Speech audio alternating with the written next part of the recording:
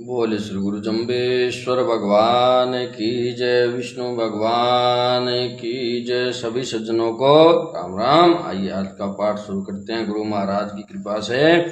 ओम कड़वा मीठा भोजन बखले भक्कर देखत खीरूं, धर आखड़ी सातर सोवण ओढ़न ऊना चीरूं, सहजे सोवण पोह का जागण जे मन रही बाथीरूं, स्वर्गे पहली सांभल जीवड़ा पो उतर बाथीरूं। व्याख्या। कड़वा मीठा भोजन बखले भक्कर देखत खीरूं। यदि संत व्यक्ति को अच्छे व्यक्ति पुरुष या स्त्री के हाथ से बनाया हुआ तथा कमाया हुआ रूखा सूखा मीठा अथवा नमकीन जैसा हो मिल जाए तो उसे खीर के समान मधुर समझकर प्रसन्नता पूर्वक जीम लेना चाहिए। इसके विपरीत मलिन, चोर, ठग व दुष्टता पूर्वक जीवन व्यतीत करने वालों के हाथ से यदि खीर आदि उत्तम पदार्थ भोजन करने को मिले तो संत भले पुरुष को जीवना लाभदायक नहीं है, क्योंकि ऐसे पुरुषों के हाथ से बनाया हुआ भोजन करने पर बुद्धि मलिन हो जाती है तथा साधना छूट जाती है। धर आखड़ी सातर सोन, भूमि पर शयन करें, कुशासन आदि का आसन रखें तथा ऊपर ओढ़ने के लिए ऊन का वस्त्र कंबल होना चाहिए। गीता में भी कहा है, शुद्ध स्थान में अपना आसन लगावे, वह न तो अधिक नीचा हो न ऊंचा हो तथा चेल वस्त्र, व्याघ्र चरम व कुशा आदि का बना हुआ हो। ऐसे आसन पर बैठकर साधना करें। सहजे सोवन पोह का जागन, योगी संत को युक्ति से शयन करना चाहिए, अर्थात न तो सारी रात सोवे न सारी रात जागे तथा प्रातःकाल शीघ्र उठकर सूर्य उदय से पहले नित्य कर्म कर लेना चाहिए। जे मन रही बाथिरू, यदि इस प्रकार जीवन यापन करता हुआ संत योगी साधना करे तो मन स्थिर हो सकता है। स्वर्गे सुरग पहले सांभल जीवड़ा। हे प्राणी, मृत्यु से पहले ही अज्ञान निंद्रा से उठकर श्रद्धा पूर्वक ओम विष्णु इस महामंत्र की साधना कर लो, जिससे तुम संसार की आवागमन रूप नदी को पार कर सको, अर्थात यही संसार रूपी नदी से पार उतरने का मार्ग है।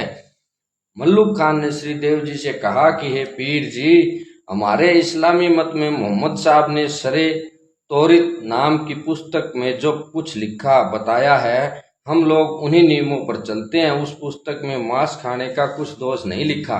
तब श्री जम्बेश्वर जी ने शब्द सुनाया, ओम जोगी रेतु जुगत पिछाणी, काजी रेतु कलम पुराणी, गऊ बिनाशो का हेतानी, राम रजा क्यों दीनी दानी, कहने चराई रनबे मानी, निर्गुण रूप हमें पतियानी, थल सिर रहो अगोचर वाणी, ध्यारे मुंडिया प्रदानी, पिटारे अण होता तानी, अलख लेखो लेसी जानी।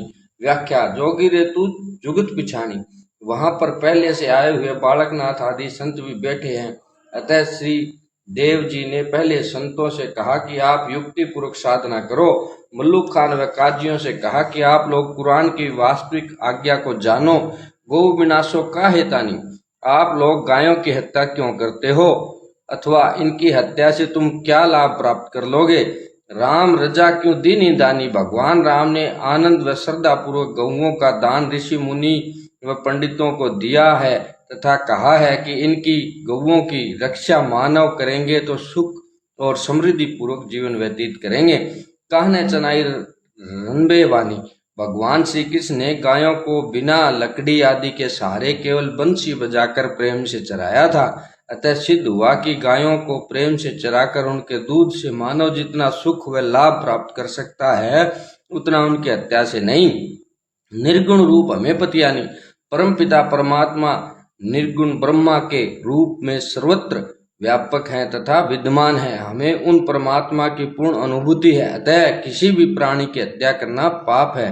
दूसरा अर्थ यह भी हो सकता है कि हम अपने कल्याण के लिए मुझ निर्गुण ब्रह्मा को ध्यान व जप से जानो।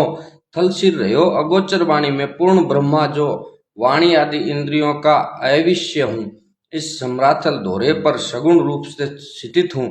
ध्याय मुंडिया प्रदानी, अरे मल्लुक खान, हे योगी, आप लोग उस पर ब्रह्मा परमात्मा विष्णु भगवान का ध्यान करो तथा कुछ परोपकार किया करो और हृदय में दया रखो। पिटारे अण होता तानी, अरे मल्लुक खान, तुम जीव हिंसादि दुष्ट कर्मों को छोड़ दो, क्योंकि प्रत्येक प्राणी से वे इंद्रियों से न दिखने वाले परमात्मा शुभ व अशुभ कर्मों का मृत्यु के उपरांत लेखा हिसाब लेंगे। यहाँ एक बात अवश्य ध्यान में रखें कि पाप व पुण्य कुछ तो इसी शरीर में जीवात्मा के रहते फल दे देते हैं तथा कुछ इस शरीर के बाद परलोक में फल देते हैं। इस बात को सुनकर मल्लू खान ने आचार्य जी से कहा कि हे देव, जो जो आज्ञा पहले आपने मुझको दी थी मैंने उन्हीं के अनुसार नित्य स्नान ध्यान आदि क्रिया की, तो मोहम्मदी लोगों ने मुसलमानों ने इस पर मुझे सरे तौरीत पुस्तक के प्रतिकूल आचरण पाकर मेरी निंदा की कि ये महादुष्ट आदमी है जो सरे के खिलाफ चलता है। मैं जाति अपमान के कारण आपकी आज्ञाओं को पूर्णतः पाल नहीं सकता। तब श्री देव जी ने शब्द सुनाया, ओम तन मन धोइए संयम होइए हर्षनक होइए, जो जो दुनिया करे खुमारी त्यों त्यों क्रिया पूरी, मुग्धा सेती यूं टल चालो ज्यों खड़के पात धनुरी। व्याख्या है मल्लू खान तथा अन्य शिष्यों, शरीर को जल व मिट्टी आदि से शुद्ध रखना चाहिए तथा मन को भगवान के जप से शुद्ध करना चाहिए और इंद्रियों को धर्म पूर्वक वश में रखना चाहिए। हर्षनक होइए, संसारिक हानि लाभ से अपने मन को उदास नहीं करना चाहिए तथा ब्रह्मचर्य का पालन करना चाहिए। ज्यों ज्यों दुनिया करे कुंवारी त्यों त्यों क्रिया पूरी। रजोगुणी व तमोगुणी व्यक्ति यदि निंदा आदि करे तो इससे अपने मन में दुख नहीं पाना चाहिए तथा अपनी साधना को बंद नहीं करना चाहिए, अपितु स्नान ध्यान व जप से साधना को पूर्णतः करते रहना चाहिए।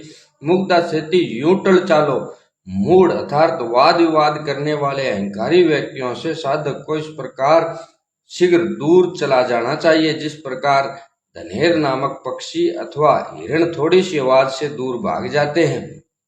पुनः बालकनाथ नामक योगी ने श्री देव जी से पूछा कि हे देव, भैरव जोगनी व छोटे छोटे देवताओं के पूजने से कुछ फल मिलता है अथवा नहीं। तब श्री देव जी ने शब्द सुनाया जो कल पाठ करेंगे। बोले श्री गुरु जम्बेश्वर भगवान की जय। हरिओम तत्सत।